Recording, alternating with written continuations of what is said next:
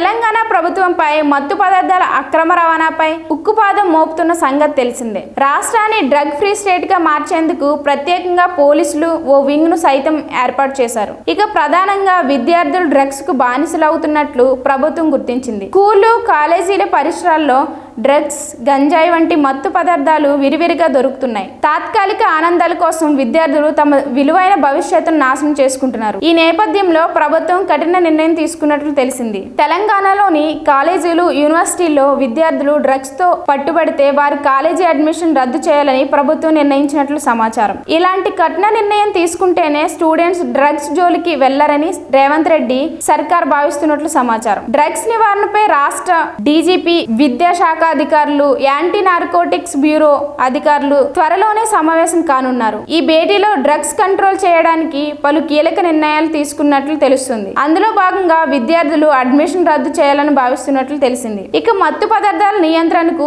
Telangana narcotic పోలీసులు మరో సరికొత్త ప్రణాళికను రెడీ చేశారు. తెలంగాణ వ్యాప్తంగా ఉన్న 16 డి అడిక్షన్ సెంటర్లను పూర్తి స్థాయిలో యాక్టివ్ చేసేందుకు సిద్ధమవుతున్నారు. ఇప్పటికే కొన్ని ప్రాంతాల్లో డి అడిక్షన్ సెంటర్లను మూతపడినట్లు నార్కోటిక్ అధికారులు ప్రాథమికంగా గుర్తించారు. ప్రస్తుతం మత్తుకు బానిసలవుతున్న వారి సంఖ్య పెరగడంతో మళ్లీ వాటిని యాక్టివ్ చేసేందుకు నార్కోటిక్ అధికారులు ప్రయత్నిస్తున్నారు. తెలంగాణ ప్రభుత్వంపై మత్తు పదార్థాల అక్రమ రవాణాపై ఉక్కుపాదం మోపుతున్న సంగతి తెలిసిందే. రాష్ట్రాన్ని డ్రగ్ ఫ్రీ స్టేట్ గా మార్చేందుకు ప్రత్యేకంగా పోలీసులు ఓ వింగ్ ను సైతం ఏర్పాటు చేశారు. ఇక ప్రధానంగా విద్యార్థులు డ్రగ్స్ కు బానిసలవుతున్నట్లు ప్రభుత్వం గుర్తించింది. స్కూళ్లు, కాలేజీల పరిసరాల్లో డ్రగ్స్, గంజాయి వంటి మత్తు పదార్థాలు విరివిరిగా దొరుకుతున్నాయి. తాత్కాలిక ఆనందాల కోసం విద్యార్థులు తమ విలువైన భవిష్యత్తును నాశనం చేసుకుంటున్నారు. ఈ నేపథ్యంలో ప్రభుత్వం కఠిన నిర్ణయం తీసుకున్నట్లు తెలిసింది. తెలంగాణలోని కాలేజీలు, యూనివర్సిటీల్లో విద్యార్థులు డ్రగ్స్ తో పట్టుబడితే వారి కాలేజీ అడ్మిషన్ రద్దు చేయాలని ప్రభుత్వం నిర్ణయించినట్లు సమాచారం. ఇలాంటి కఠిన నిర్ణయం తీసుకుంటేనే స్టూడెంట్స్ డ్రగ్స్ జోలికి వెళ్లరని